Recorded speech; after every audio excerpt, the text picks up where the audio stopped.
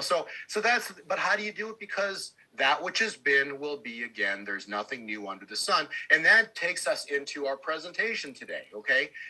There's something that happened thousands of years ago. What was it?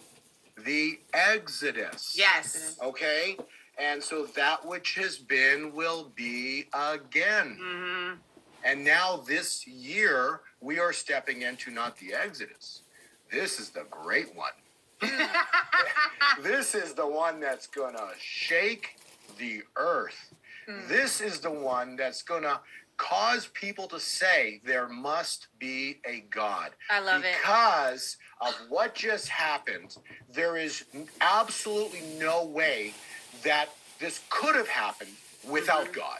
Yeah. So these are going to be words that are spoken here very shortly. People are going to be saying, this is just impossible. How could this happen? It's not possible. We've never seen this before. But yet it happened. So therefore, it must be of God. There must be a God. Okay, so that's right what here. God's about to do. He needs to wake up his church because they're so asleep. It's ridiculous. You and I talk and, we know what's going on, right? You go outside and 99% of the population's asleep. Go ahead. No, that's it. No, I feel like, so my mom asked me, I read a word that God had given me in 2019 on our show last night. And she said this to me. She goes, do you think you could read that to Bo? And this is where it ties in. So I want to go ahead and read it now, because what you're saying about the church and where God is taking us, like it's going to be an awakening for the church. Yeah. Like we've never been here before. And it's going to be such a thing that it's going to cause people to go, there has to be a God. And I think that unfortunately in the Patriot movement, whether you're a Christian or you're not a Christian, it feels like it's too big, like it can never happen. But so was crossing the Red Sea. So I write things down and then that's how God speaks through me and to me.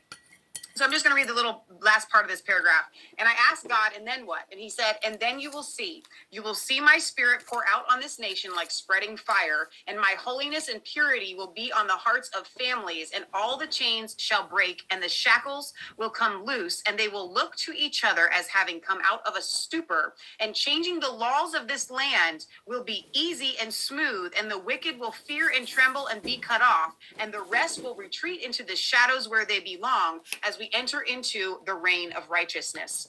And so I just see what you're saying here is there's going to be something that's so big. So big. Guys, I don't know what it is, but it's going to be so big that it's going to cause the entire world to wake from their stupor and to go, there has to be a God. And so could you expound on how you got to that point of something that happened? I know what God spoke to me, but how did he speak it to you? So big that they're going to go, oh my gosh, there has to be a God.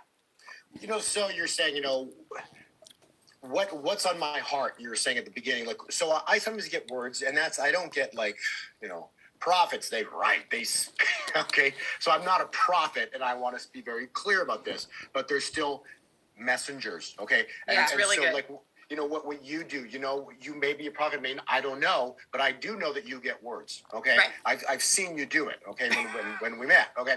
My point being is that everybody can connect with God. That's really important to understand. You don't need a middleman, okay? Evil created religion, okay? I'm not poking at any single religion. I'm going to poke at them all, because every single religion is man-made. Why did they make religion? To control man. Period. Right. They took the truth, and every religion took the truth and twisted a piece of it. Yeah. To make it fit their needs. That's so good. And so that's evil getting in the middle of everything. So that's what evil does, right? Yeah. I got that from my wife, actually. It's about to give me credit. But that's what evil does. He gets in the middle. So man will create something with good intent.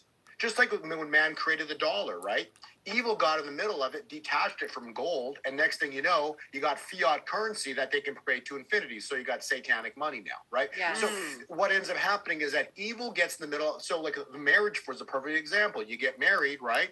And so it's between you, your spouse, and God, right? Well, then the government got in the middle of that. Now they can control your children, right? So evil gets in the middle of everything, and then they screw everything up, for their own benefit. And that's where religion came from. Okay, Yeah.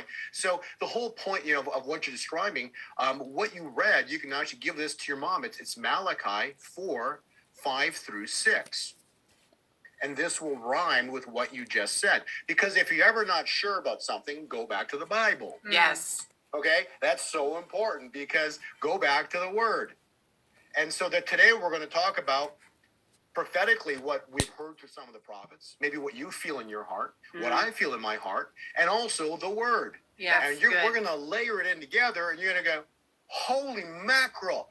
What ends up happening is that you start so what is revelation, right?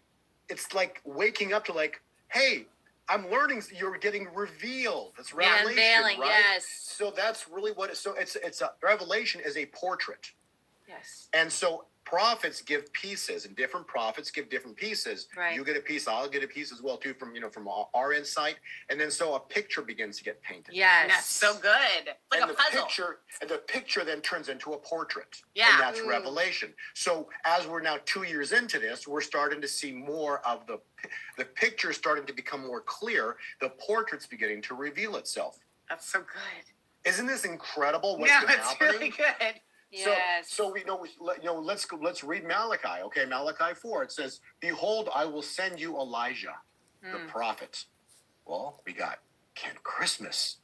We got Robin Bullock. Yeah. We got Amanda Grace. Right. We got all kinds of prophets that are, and there's a lot. Everyone's a prophet nowadays, okay? But there are some rock stars, okay? Yeah. The three I mentioned, okay? Those are rock stars. Absolutely. Okay? And when I say rock stars, I mean they are just seriously connected to God. It's really, truly incredible. So my point being is that let's finish reading Malachi. So, behold, I will send you the prophets. So these prophets are the spirit of Elijah.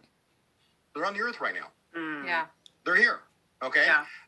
Before the coming, I will send the prophet of Elijah before the coming of the great and dreadful day of the Lord.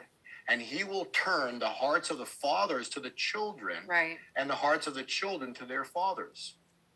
And that's what you